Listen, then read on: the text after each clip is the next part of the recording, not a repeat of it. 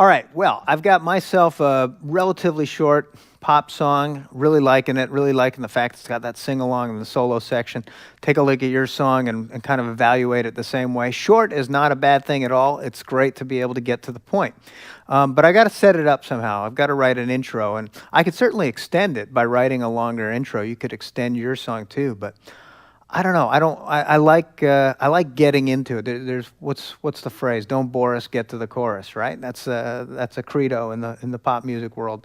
So I'm not gonna mess around too much. I'm gonna try and get into this song pretty quickly. I've got a nice groove here in the verse, so maybe like I did on the last song, I'm just gonna set it up with a groove.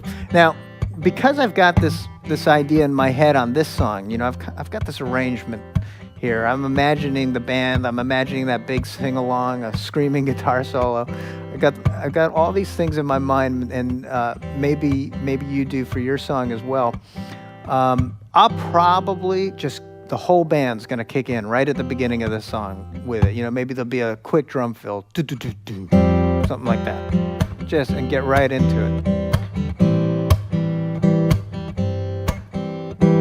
And this is going to work nicely because of the way my melody starts. Listen. Take a look around, queen of lost and found. Just going to focus right on the way it starts. Take a look around. It steps up. Take a look around. It grows right out of those chords. So I can just sort of set it up with the verse, and the melody just sort of grows right out of it as opposed to being on top of it. And I think the listener, that's good for the listener to just sort of hear all of a sudden the song just sort of grows out of it. So when you're figuring out your intro, anything's possible. You're the artist here. So, you can decide how you want your song to begin.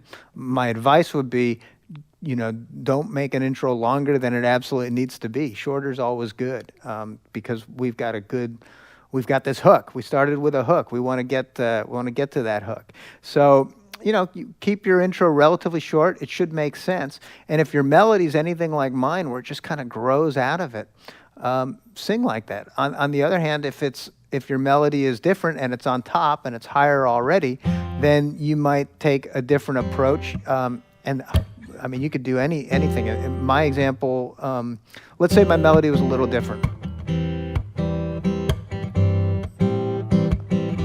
Let's say instead of take a look around, let's say it was take a look around. Let's say it started high. Then maybe I would I'd change it a little bit. I'd do this.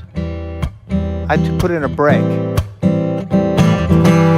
Take a look around, queen of lost and found. Yeah, that's what I do. I take a break so that the first note no longer grows out of it, but it just kind of hits you in the face pretty hard up there. Let me demo that again. So take a look around, queen of lost and found. So that's what I would do. I don't like it as much for my song, but maybe for your song and the melody that you've written, that might be the way to go. Experiment with different things.